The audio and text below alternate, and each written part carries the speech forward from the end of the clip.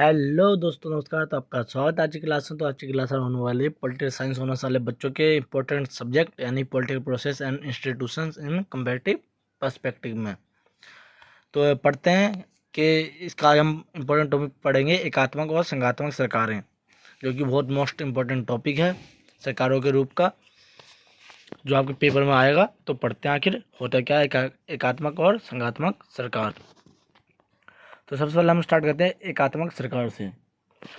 तो एकात्मक सरकार क्या होती है? एकात्मक सरकार या शासन प्रणाली उस शासन प्रणाली को कहते हैं जिसमें राज्य की संपूर्ण शक्ति एक सरकार में निहित होती है। एकात्मक सरकार में क्या होता है?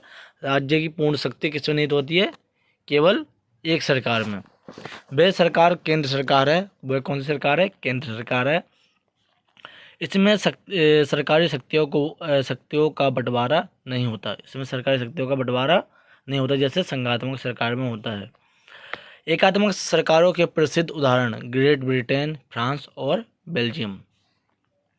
अब परिभाषा पढ़ते हैं कौन कौन से राइटर ने इसकी कौन कौन सी परिभाषा दी हुई है। तो सबसे पहले पढ़ते हैं हरमन फाइनर। ये कहते हैं कि एकात्मक सरकार वह है जिसमें सभी शक्तियां और अधिकार एक केंद्रीय सत्ता के पास होती है।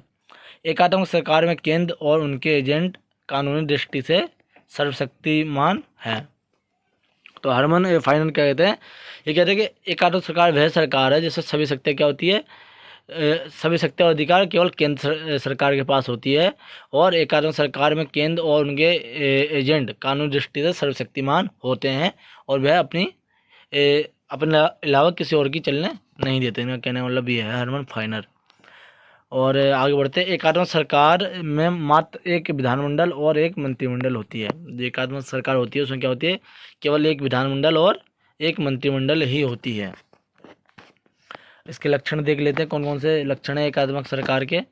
एकात्मक सरकार में क्षेत्रीय सरकार की शक्ति केंद्र सरकार निर्धारित करती है। जो एकात्मक सरकार है उसमें क्षेत्रीय सरकारी शक्ति कौन निर्धारित करता है? केंद्र सरकार।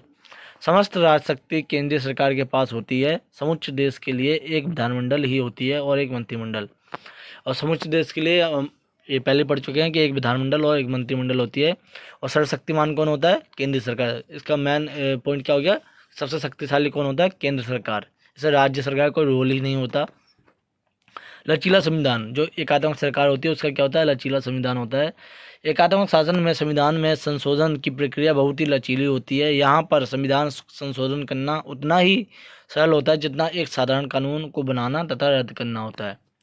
यानी कि जो एकात्मक सरकार है उसमें कानून बनाना और हटाना इतना ही आसान होता है जितना कि एक साधारण कानून बनाने की प्रक्रिया होती है और उसे रद्द करने की प्रक्रिया होती है। इसलिए इसको लचीला संविधान बोला गया है। विशेष प्रकार की न्याय व्यवस्था का अभाव। इसमें क्या क्या रहता है? विशेष प्रकार की न्याय व्यवस्था का अभाव रहता है। कैसे रहता है?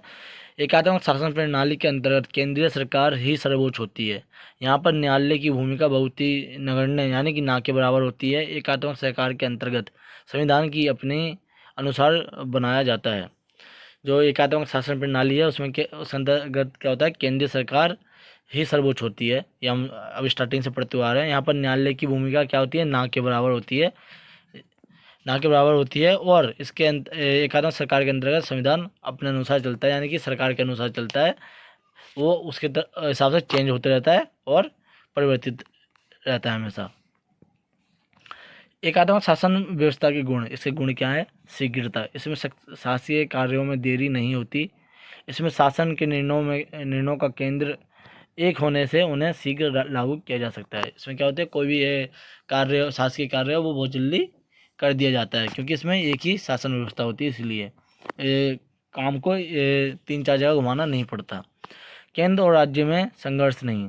इसमें एक सरकार होने के कारण केंद्र और राज्य में कोई संघर्ष नहीं होता, यानी केंद्र के सर्वोपरि होने के कारण केंद्र और राज्य में कोई संघर्ष ही नहीं होता, क्योंकि महान कौन है? केवल केंद्र सरकार। राष्ट्रीय एकता। इसमें क्या होती है? राष्ट्रीय एकता होती है। एकात्मक प्रणाली में राष्ट्रीय एकता मिलती है क्योंकि संपूर्ण राष्ट्र राजनीतिक दृष्टि से एक इकाई होता है। इसमें एक सरकार होने के कारण सबके लिए क्या होता है? एक ही सरकार होती है, एक ही राष्ट्र होता है, और एक ही राष्ट्र को सर्वोपरि माना जाता है, इसलिए इसमें राष्ट्रीय एकता अधिक पाई जाती है। मित वित्तीय यानी कम खर्चीली प्रणाली। यह प्रणाली बहुत कम खर्चीली है क्योंकि इसमें संगठन प्रणाली के समान दोहरा खर्चा नहीं होता। प्रशासनिक खर्चा इसमें कम होता है, पदाधिकारी की संख्या कम होती है। जो इसमें मित विद्या यानी कम खर्चीली क्यों है, क्योंकि इसमें एक सरकार होती है, उसमें दोहरे चुनाव नहीं होता, इसलिए दोहरी खर्चा नहीं होता, इसलिए ये कम खर्चीली है। छोटे देश के लिए उपयुक्त, ये किसके लिए उपयुक्त है? ओनली छोटे देश के लिए। यह प्रणाली छोटे देश के लिए उपयुक्त है, विशेषकर उन देशों के लिए जहां भाषा, धर्म, संस्कृति और जाति की समस्या होती है। इसका कारण यह है कि ऐसे देशों में एकता और पारस्परिक समझ तथा सहयोग बहुत ज़्यादा रहती है। मतलब ये छोटे देश के लिए उपयुक्त है, क्योंकि ये विशेषकर उन देशों के लिए जहाँ पर भाषा, धर्म, संस्कृति और जाति का समस्या होती है, उन देशों के लिए उपयुक्त है। क्योंकि बड़े देश की जनसंख्या को संभालना बहुत ही मुश्किल होता है, इसलिए उसमें छोटे स्तर से लेकर बड़े स्तर तक सरकार की आवश्यकता होती है। जबकि एकात्मक सरकार में क्या होता है, केवल बड़े स्तर पे ही चीज़ों को देखा जाता है, ना कि छोटे स्तर पर। इसलिए मतलब छोटे देश के लिए ही उपयुक्त है, ना कि भारत जैसे बड़े देश के लिए। आगे बढ़ते हैं, इसके दोष क्या हैं यानी कमियाँ क्या हैं। स्थानीय समस्याओं के हल के लिए यह प्रणाली उपयुक्त नहीं, यानी कि ये केवल बड़े स्तर के लिए उपयुक्त है, ना कि छोटे स्तर के लिए। बड़े बड़े देशों में स्थानीय यानी क्षेत्रीय शासन की स्वायत्तता और भी आवश्यक होती है। ऐसे दूरस्थ केंद्र से निर्णय आसानी से लागू नहीं किए जा सकते। कहने का अर्थ क्या है, जैसे कि हमारे देश में अनेक राज्य हैं, अनेक राज्य में छोटे छोटे क्षेत्र हैं, उन तक केंद्र नहीं पहुंच सकते, इसलिए वो क्या करती है, स्थानीय शासन को स्थापित करती है, जो कि वहाँ की समस्याओं को हल करता है, जो कि इसमें नहीं होता है एकात्मक शासन में। निरंकुशता की संभावना, इसमें क्या होती है, निरंकुशता की संभावना होती है। इस प्रणाली में शक्तियों के केंद्रीकरण होने के कारण क्षेत्रीय स्तर पर निरंकुशता रहती है। इसमें क्या रहता है, इस प्रणाली में शक्तियों के केंद्रीकरण होने के कारण क्षेत्रीय स्तर पर निरंकुशता पाई जाती है, क्योंकि क्षेत्रीय कमियां इसके द्वारा पूरी नहीं की जा सकती, और क्षेत्रीय समस्याओं को केंद्र सरकार द्वारा हल नहीं किया जा सकता। उसके लिए स्थानीय शासन की आवश्यकता पड़ती है। लोकतांत्रिक देश के लिए अनुरूप नहीं, ये क्या है, लोकतांत्रिक देश के लिए अनुरूप नहीं है। सत्ता की शक्ति का केंद्रीकरण होने के कारण लोकतंत्र के अनुरूप नहीं है। जो एकात्मक सरकार होती है वो लोकतंत्र सरकार के लिए अनुरूप नहीं होती, क्योंकि ये छोटे स्तर पर कोई कार्य नहीं कर पाती है, बड़े स्तर के सारे कार्यों को निपटान आसानी से कर सकती है। बड़े देशों के लिए अनुरूप एकात्मक सरकार में क्षेत्रीय समस्याओं तक पहुंचा नहीं जा सकता। एकात्मक सरकार में सेम प्रॉब्लम आ गई है कि बड़े देश के लिए अनुरूप नहीं है, छोटे देश के लिए अनुरूप है। एक ही बात आ गई, लोकतांत्रिक देश या फिर बड़े देश। केंद्र पर अत्यधिक कार्यभार, ये तो पॉइंट बढ़ाने के लिए लोकतांत्रिक देश और बड़े देश लिख दिया है। इसको आप एक पॉइंट भी बना सकते हो। अगर आपको एक पेज भरने की आवश्यकता है तो आपको 2 पॉइंट भी बना सकते हो इसको। केंद्र पर अत्यधिक कार्यभार, इसमें केवल एक सरकार होने के कारण केंद्र पर अधिक कार्यभार होता है। केंद्र पर सर्वोपरि होने के कारण सरकार का कार्यभार अत्यधिक बढ़ जाता है। कहने मतलब है, जब पूरे देश में एक ही सरकार रहती है और स्थानीय सरकार नहीं होती, तो सारा कार्य एक ही सरकार को करना पड़ता है, जिसके कारण उनकी समस्याएं अधिक बढ़ जाती हैं। अब पढ़ते हैं संघात्मक सरकार आखिर होती क्या है, यानी कि संघीय सरकार होती क्या है। संघात्मक सरकार का अर्थ है कि शक्तियों का विभाजन। संघात्मक सरकार में क्या होता है, शक्तियों को 2 भागों में बांट दिया जाता है, यानी कि राज्य स्तर पर और केंद्र स्तर पर, दोनों को बांट दिया जाता है। संघात्मक या संघीय सरकार में शक्तियों केंद्र और क्षेत्रीय सरकार के बीच संविधान द्वारा विभाजित किया जाता है।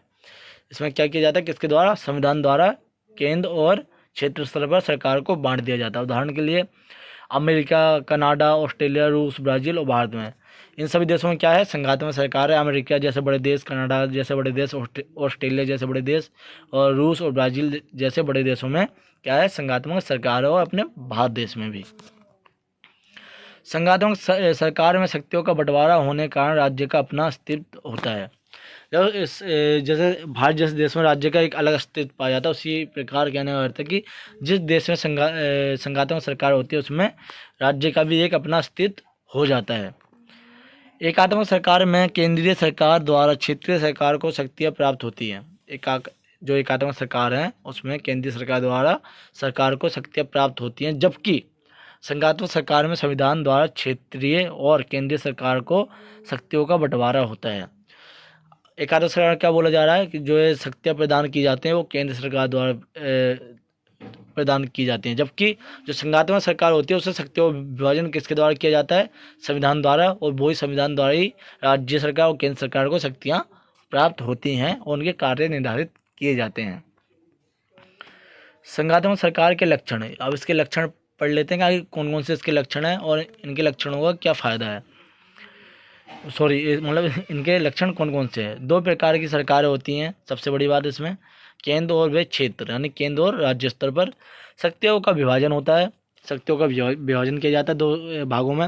लिखित और कठोर संविधान होता है। इसमें क्या होता है? लिखित और कठोर संविधान होता है, यानी कि इसके संविधान में आसानी से बदलाव किए नहीं किए जा सकते, किए भी जा सकते हैं और नहीं भी किए जा सकते। हमने पढ़ा है कि किसी संविधान में परिवर्तन करने के लिए 3 तरीके दिए गए हैं, एक आम बहुमत, एक विशेष बहुमत, एक विशेष बहुमत के साथ आधे विधानमंडलों की सहमति।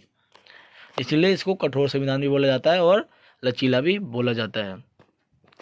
झगड़ों को निपटाने के लिए न्यायालय की स्थापना होती है। झगड़ों को निपटाने के लिए न्यायालय की स्थापना होती है, जबकि एकात्मक सरकार की बात करें तो उसमें न्यायालय की स्थापना तो होती है, लेकिन उसकी शक्तियाँ ना के बराबर होती हैं केंद्र के सामने, जबकि इसमें न्यायालय शक्तिशाली अधिक होता है केंद्र के मुकाबले। क्षेत्रीय समस्या तक पहुँच, अब दो सरकार होने के कारण क्या होता है? क्षेत्रीय समस्याओं का हल हो जाता है। संघीय शासन की परिभाषा, अब संघीय शासन की परिभाषा क्या है? डेनियल एल्जोर के अनुसार, जो डेनियल एल्जोर है वो परिभाषा देते हैं कि संघीय शासन शुभ शासन एवं सहभागी शासन है। जो संघीय शासन क्या है? एक तो ये शुभ शासन यानी जनता का शासन है, और सहभागी यानी कि दो सरकार से मिलकर अपनी भागीदारी, दोनों की भागीदारी मिलकर इसका शासन किया जाता है। मूरे फोर्थ के अनुसार जो ये क्या कहते हैं? संघ राज्यों का राज्य, यानी कि संघीय सरकार क्या है? राज्यों का राज्य है। इसमें सभी राज्य मिलकर अपनी सरकार का निर्माण करते हैं। डाइसी के अनुसार, डाइसी क्या कहते हैं? संघीय शासन प्रणाली में जनता की केंद्रीकरण तथा विकेंद्रीकरण की इच्छा के मध्य सामंजस्य। डाइसी कहते हैं जो संघीय शासन प्रणाली है उसमें जनता के केंद्रीकरण और विकेंद्रीकरण की इच्छा के मध्य सामंजस्य स्थापित किया जाता है, क्योंकि इनकी इच्छा संघ के निर्माण की होती है। ये कहते हैं, इन्हें कहना करता है जो संघीय शासन व्यवस्था होती है उसमें जनता का योगदान होता है और जनता के द्वारा ही स्थानीय शासन और केंद्र शासन का अस्तित्व रहता है। संघात्मक सरकार के गुण, इसके गुण क्या हैं? जो संघात्मक सरकार है इसके गुण है कि राष्ट्रीय एकता स्थानीय स्वायत्तता से ही पूर्ण होती है। संघात्मक व्यवस्था में राज्यों का महत्व अधिक होता है, राज्यों से ही केंद्र पूर्ण होती है। इसकी सबसे बड़ा गुण क्या है? जो इसमें सबसे पहला राष्ट्रीय एकता स्थानीय स्वायत्तता से पूर्ण की जाती है। तो राष्ट्रीय एकता क्या है? वो स्थानीय लोगों से मिलकर पूर्ण होती है। संघात्मक व्यवस्था में राज्यों का महत्व अधिक होता है। जो संघात्मक व्यवस्था है उसमें राज्यों का महत्व क्या होता है? बहुत अधिक होता है, क्योंकि राज्यों से मिलकर ही केंद्र का निर्माण किया जाता है। सत्ता का विकेंद्रीकरण शासन की इस व्यवस्था का सबसे महत्वपूर्ण और मजबूत गुण और सत्ता का विकेंद्रीकरण है। जो सत्ता का विकेंद्रीकरण है वो शासन की इस व्यवस्था का क्या है? सबसे महत्वपूर्ण और मजबूत गुण सत्ता का विकेंद्रीकरण है। अर्थात सत्ता की विकेंद्रीकरण से यहाँ मतलब है बंटवारे से, सत्ता का दो भागों में बंटवारे से, अर्थात सत्ता की जड़ें निम्नतम व्यक्ति तक अपनी पहुंच बनाई होती है। अच्छा, क्या होता है? सत्ता का विकेंद्रीकरण कर दिया जाता है। इसका दूसरा गुण क्या है? विकेंद्रीकरण, बंटवारा कर दिया जाता है, जिससे मतलब छोटे व्यक्ति तक सरकार की पहुंच होती है। शासन में जनता की व्यापक भागीदारी, शासन में जनता की क्या होती है? व्यापक भागीदारी होती है, अर्थात केंद्र तथा राज्यों के बीच शक्तियों का बंटवारा होता है। केंद्र तथा राज्य सरकारों को चुनने का अंतिम अधिकार जनता में निहित होता है। केंद्र सरकार संघात्मक सरकार में क्या होता है कि केंद्र और राज्य सरकार का चुनाव किसके द्वारा किया जाता है? जनता के द्वारा किया जाता है, इसलिए इसमें जनता की व्यापक भागीदारी होती है। निर्भर राज्यों की शक्तिशाली राज्यों द्वारा सुरक्षा की जाती है। जो कमजोर राज्य होते हैं, या गोवा जैसे हो गए छोटे राज्य, या फिर और भी छोटे राज्य हैं, तो उनकी रक्षा किसके द्वारा की जाती है? हमारे बड़े बड़े राज्यों द्वारा। जैसे उत्तर प्रदेश हो गए बड़े राज्य, मध्य प्रदेश हो गए बड़े राज्य, महाराष्ट्र जैसे बड़े राज्य हो गए, इनके द्वारा छोटे राज्यों की क्या की जाती है? रक्षा की जाती है और उन पर निगरानी रखी जाती है। शासन में कुशलता, शक्तियों के विकेंद्रीकरण के कारण शासन में कुशलता पूर्वक होती है। कहने का मतलब है, जब शक्तियों को दो भागों में बांट दिया जाता है तो जब स्थानीय स्तर पर सरकार स्थापित कर दी जाती हैं तो शासन की व्यवस्था अच्छी हो जाती है और प्रत्येक व्यक्ति की और क्षेत्र की समस्याओं को समझा जाता है और सुलझाया जाता है। आगे बढ़ते हैं। संघात्मक सरकारें, सरकार के दोष यानी कि अवगुण कौन कौन से हैं, इसके ये दोष पढ़ लेते हैं। दुर्बल शासन सबसे पहला। डाइसी का कथन है कि एकात्मक शासन की तुलना में संघीय शासन दुर्बल है। एक सच्ची संघीय सरकार शक्तियों के विभाजन पर आधारित होती है। इसका अर्थ यह है कि एक राज्य के विरुद्ध दूसरे राज्य को संतुलित करना। हाँ, ये बात सत्य है। डाइसी क्या कहते हैं कि जब संघीय सरकार शासन में शासन व्यवस्था स्थापित की जाती है तो उसमें क्या होता है, अलग अलग राज्यों की सरकारें बन जाती हैं जो कि आपस में एक दूसरे की क्या हो जाती हैं, विरुद्ध हो जाती है। जैसे कि मान लो कि जैसे कि अभी हम बात करें कि पंजाब में कौन सी सरकार है, आम आदमी पार्टी, और बाकी राज्यों में कौन सी सरकार है, कर्नाटक कौन सी है, कांग्रेस पार्टी, और बाकी में क्या है, भाजपा। तो इन तीनों क्या है, आपस में विरोध होता है, आपस में एक दूसरे की बुराई की जाती है। ये सबसे बड़ी समस्या है, इसकी ये दुर्बलता कही गई है। धन और समय का अपव्यय, यानी धन और समय का बहुत बर्बादी होती है। इसमें पढ़ते पॉइंट क्या है, संघ राज्यों में धन और समय दोनों का ही अपव्यय यानी वेस्टेज होती है। संघीय शासन में संघीय सरकार के अलावा प्रत्येक इकाई में अलग अलग सरकारें पाई जाती है, जहाँ विधानपालिका, कार्यपालिका, न्यायपालिका कार्य करती है। इसमें बहुत अधिक खर्च बढ़ता है। इस प्रकार संघीय प्रणाली बहुत खर्चीली है। कहना करता है जब पूरे देश में अलग अलग सरकारें स्थापित की जाती है, स्थानीय स्तर पर, केंद्र स्तर पर, तो राज्य स्तर पर, तो क्या होता है, उस हर जगह चुनाव होता है। हर जगह चुनाव होने के कारण जो देश का अत्यधिक खर्च बढ़ जाता है। तो ये क्या होगी, अत्यधिक खर्चीली प्रणाली है। दोहरी नागरिकता। अब दोहरी नागरिकता क्या है, इसमें अलग अलग सरकार होने के कारण नागरिकता में दोहरी हो जाती है, जिसके कारण समस्या उत्पन्न होती है केंद्र और राज्य के बीच। इसमें क्या समस्या हो जाती है, जैसे कि ज़्यादातर लोगों को आपने देखा होगा, इंडियन बहुत कम बोला जाता है। भारतीय लोग अपने आप को भारतीय बहुत कम बोलते हैं। कोई बोलता है मैं दिल्ली से हूँ, कोई बोलता है मैं गोवा से हूँ, कोई बोलता है मैं पंजाब से हूँ। बहुत कम लोगों को सुना होगा कि मैं भारत से हूँ। और जब कोई व्यक्ति जब बोलता है भारत से, जब वह इंडिया से बाहर जाता है, तो इसमें दोहरी नागरिकता पाई जाती है और आपस में लोग लड़ते हैं। तो इसकी ये कमी आती है। तो यह आपका एकात्मक और संघात्मक सरकारें थी, जिनका आपको अच्छे से बता दिया गया है।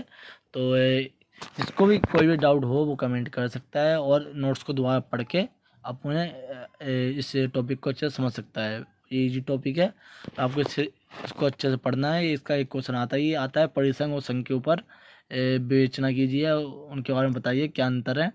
तो इसको आपको अच्छे से पढ़ना है, संघ और परिसंघ के बारे में। तो मिलते हैं आपको नेक्स्ट वीडियो में। धन्यवाद।